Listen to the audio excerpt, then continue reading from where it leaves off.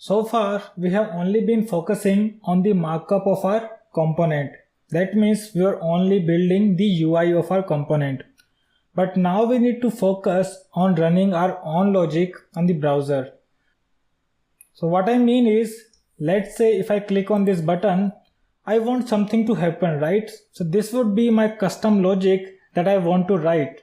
As we discussed in the previous video of this section, we have few JavaScript files inside a component bundle. So we have a controller file and we have a helper file and we have a render file as well. So we are going to use those JS file or JavaScript files to write our logic. And this is not complex at all. What we need to do, we simply need to have an event behind this button that will be fired as soon as you click on it, and we need to handle or we need to write the logic for that event inside our JS file. So if you want to take a look at all the different type of events that an HTML element can fire, you can search for JavaScript events here on Google.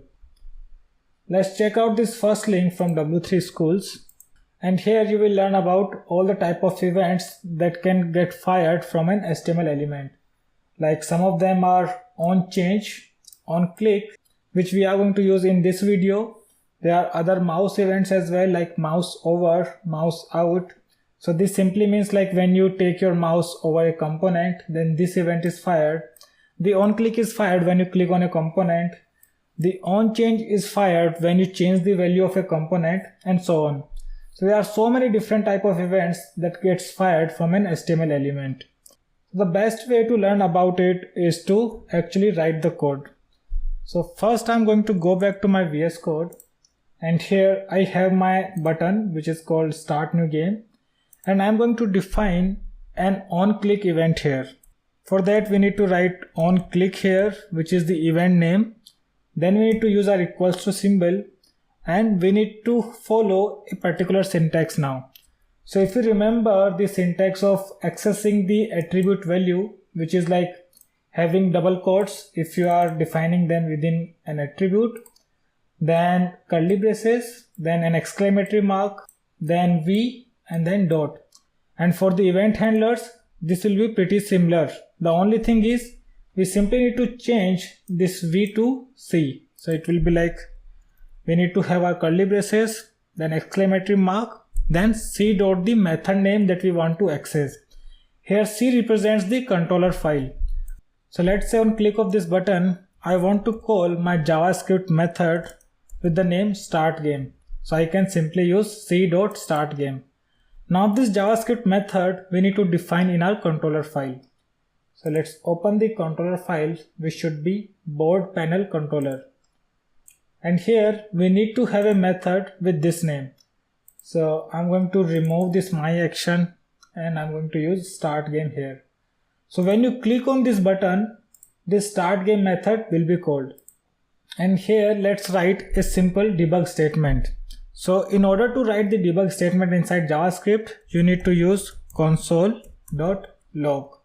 And here we are going to write the start new game button is clicked. And that's it. Now let's deploy our component. And here let's click on start new game. So nothing is happening, right? We do not see our debug log as well. You will see it. For that you need to open the DevTools. So right click on this browser window and click on inspect.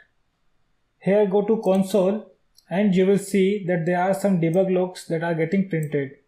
I'm going to clear it one more time and then let's click on this start new game. So it says the start new game button is clicked. So this is how you can call a JavaScript method from your markup file using the event handlers. So what I want to do now, as soon as I click on this start game, I want to capture the value of this combo box. So I want to know which of the game mode is selected here. And we are going to learn about that in our next video. For now, let's create one more onClick handler for the reshuffle button as well. So here inside our reshuffle button, let's have onClick handler.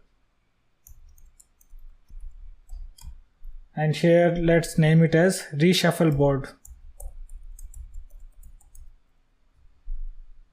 Let's copy this method, save it, and now we need to create one more method in our controller file. So we need to give a comma first and then the method name, and then you can copy rest of the thing like this. So you need to follow the exact same syntax. And these functions are very similar to the functions that we have seen in our Apex classes. And these three things that we are seeing here are the function variables. The Aura framework supplies these three variables by default, and you can use these variables to access some of your components' properties. We are going to talk about them in detail in the later part of this course, but for now, just let them as is. And here in our reshuffle board method, I'm going to change the content to reshuffle board is called. And that's it. You can deploy your component one more time and you can see the changes.